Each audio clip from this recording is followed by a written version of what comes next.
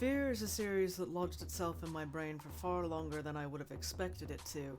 It clung to me through my mid to late teens, particularly the character of Alma, the main antagonist of the piece. And yes, I said antagonist because I can't bring myself to see her as an outright villain, even as she goes on to do some really awful shit. But we'll talk about that as it comes up, because I want to focus on each game in the series on its own, DLC separately if applicable, because some of them are just kind of pointless. At first glance, F.E.A.R is a pretty generic looking FPS with some jump scares slapped on to give it flavour, and you'd be right in that assessment. The thing is, even 16 years later, it's still fun to play, barring a few enemies I could live without, mostly the mechs, entirely the mechs. Anyway, as you delve into the plot, it becomes increasingly clear that this is a story about trauma, and how 3 people were brutally exploited by those who should have protected them. The story opens in a facility belonging to the Armacam Corporation, where insidious whispers urge a man kneeling in a cell to kill them all. Whereupon he screams. Whether in pain, fear, or anger is up to you to decide, but I can imagine it's a mix of all 3. We see motionless, identical soldiers suddenly jerk to attention and begin killing their way through the facility, leading to a scene where the man from the cell is seen cannibalizing someone while the soldiers stand guard over him. This is where you come in. You play as Point Man, a faceless, voiceless, empty space for the player to fill, as is usual. You're part of F.E.A.R, First Encounter Assault Recon, a specialist team that deals with weird shit that no one takes them seriously for. You're tasked with tracking down the mysterious cannibal, whose name is Paxton Fettel. He is a powerful psychic, born and raised to command an army of clone soldiers. So, yeah, weird shit. Throughout your pursuit of Fettel, you gain pieces of information about where he came from, how Point Man fits into it all, and insight into the strange and murderous little ghost girl you keep seeing. As I said before, the combat in this game is still quite fun. I appreciated little details like the way the air clouded up when I hit boxes, and there's a visceral joy to be had air kicking your way through a pack of enemies. Faceless goons to blow away without a second thought is the glue holding most games together, but the fact that here they are literally clones is a neat sleight of hand. Even then, there's an interesting and somewhat horrifying quality to them, because while the clone soldiers are, well, clone soldiers being controlled by Fettel and are rendered completely inert without a commander, they interact with each other and Point Man in very human-sounding ways. They react fearfully to their comrades dying, they swear at you and about the situation, they yell at each other to get out of there, which implies a great deal of emotion and awareness that makes their eventual deactivation a little jarring, to say the least. The horror elements of the game aren't really in the jump scares, though despite my familiarity with the game, they still got me a few times, as shown by me reflexively shooting at things because I wasn't expecting them. Like my lack of reaction to Alma appearing at the top of the ladder because I distinctly remembered that, only to nearly piss myself when Fettel appeared at the bottom because I absolutely forgot the bastard did that. No.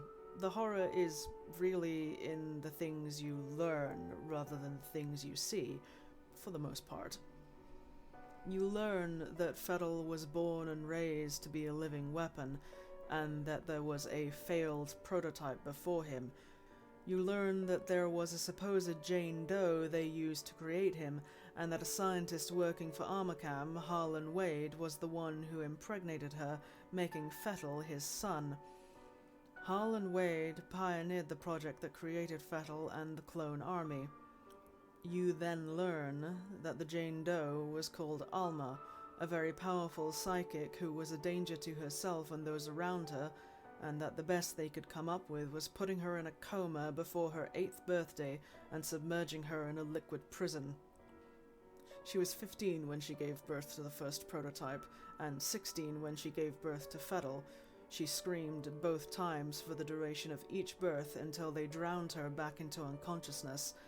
Neither of their births was by choice, but through multiple visions she is heard protesting, demanding to know where her children are being taken and to give them back to her. When it became apparent that she and F.E.A.R could connect to each other in a synchronicity event, the plug was pulled, quite literally.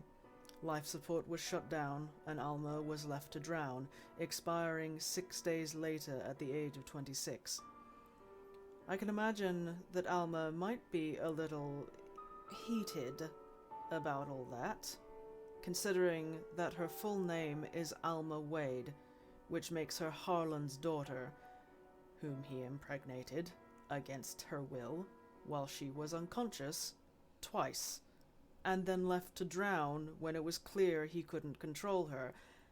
I have never been more satisfied at a character's death than when I watched Alma reduce him to a pile of bloody bones. Unfortunately, Harlan's presence continues to be felt throughout the series, especially in the third game, but we'll get to that, won't we? And why, pray tell, is Point Man having visions about the birth of Alma's children? Because you are one. You are one of her children. You're playing as that failed prototype, the man without a past, without a voice, without personhood. You're a gun, an empty vessel there to be told what to do, whether by your handler or the player. How Point Man ended up free of the project isn't expanded on until the series changed hands from Vivendi to Monolith. Even though Alma presents a clear threat throughout the majority of the game, ruthlessly killing anyone who gets in her way with staggeringly rare exception, it isn't until the end of the game that you find out how Point Man is connected to her through a shared vision. A vision that causes Alma to abruptly cease all hostility towards him because she realizes who he is. He's her son, one of the children she desperately wanted to keep and connect with even if their existence was forced on her. She wanted to connect, to stop being alone, to be loved, and even that was torn away from her because at the end of the day she was a tool, not a person. So was F.E.A.R, so was Point Man, and none of them should have had to go through any of it, if not for Harlan and the rest of Armacham. It is the nature of men to create monsters, and it is the nature of monsters to destroy their creators. Poetic bullshit to ease a guilty conscience perhaps, but poetic nonetheless. As an aside, I found it interesting that Harlan's other daughter, Alice, is spared by Alma when we first see them disappear together behind elevator doors. You fully expect to see that elevator open to a bloodbath, but Alice turns up unharmed, at least until she tries to save Harlan's life, at which point F.E.A.R kills her. I can't help but wonder if she would have lived had she not tried to save Harlan from Alma's wrath, or if it was just a cheap fake-out. Altogether, the first game is a fun enough experience interspersed with tense moments and unsettling backstory, and I enjoyed revisiting it. Aside from the unearthly FPS issue I was having, which I will leave a link in the description for the fix I used if you decide to revisit the game and run into the same problem. I shall thus move on to Perseus Mandate and Extraction Point and relay my thoughts. Until next time.